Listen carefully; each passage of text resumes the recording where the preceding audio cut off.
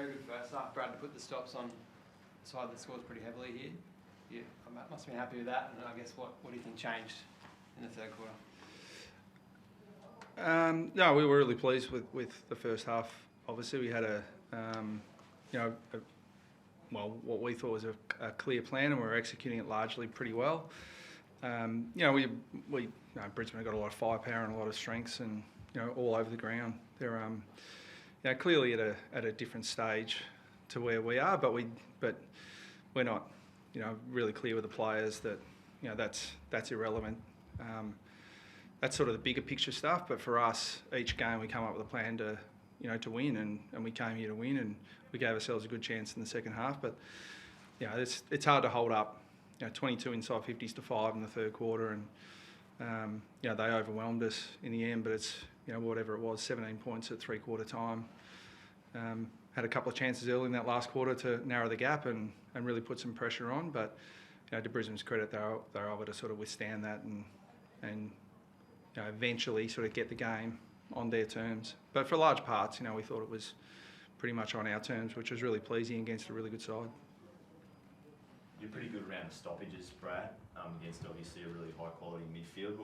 Where was maybe the disconnect in converting the stoppage, I wouldn't say dominance, but how were you doing around the stoppages to converting to inside 50s? Yeah, we probably, it's just a little bit of polish, to finish off some of that hard inside work. And I think there are a few factors to it. I mean, we Brisbane defended really well back half.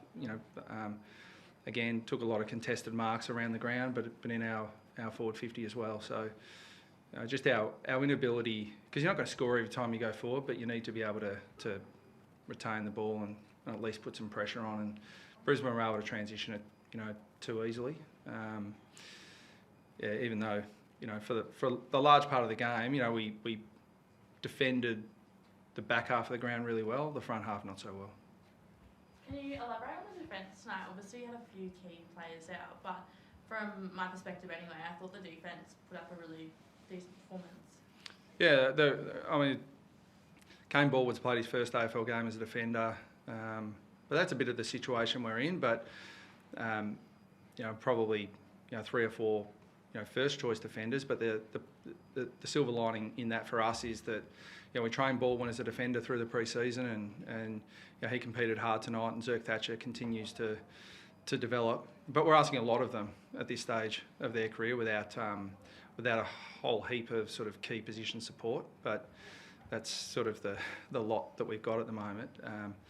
But to the players' credit, they're not making excuses, or we came here with 23 fit players, and I think defensively we held up okay, but just the weight of numbers at the end of the day was pretty telling.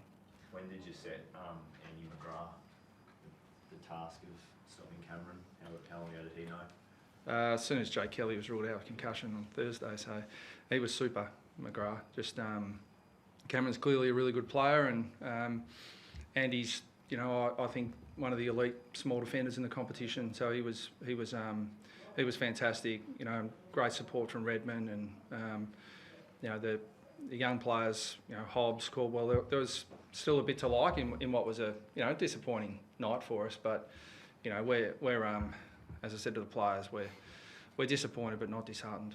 Dylan Shield, can you give us any indication of his ankle injury tonight? A bit early to say.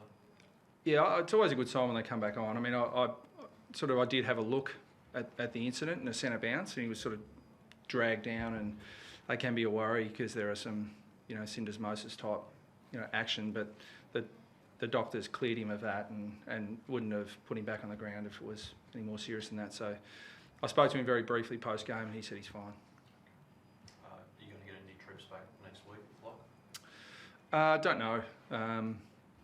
We'll assess that. I mean, I haven't really thought ahead to that anyway. And we may, but if we don't, we'll give opportunity to other players, and that's really, we need to find out about a lot of players, and we already have, and to be honest, most of it's been really positive. So, not sure about the availability of players next week, but I guarantee you we'll field 23 fit players. how's Jordan Ridley progressing?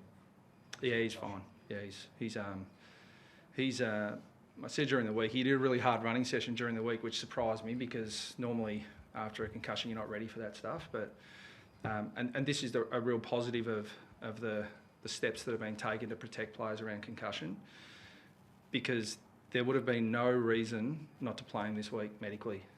He passed every test. He was recovered really well. And if these protocols weren't in place, I suspect the medical staff would have cleared him to play. But sometimes you've got to protect players from themselves.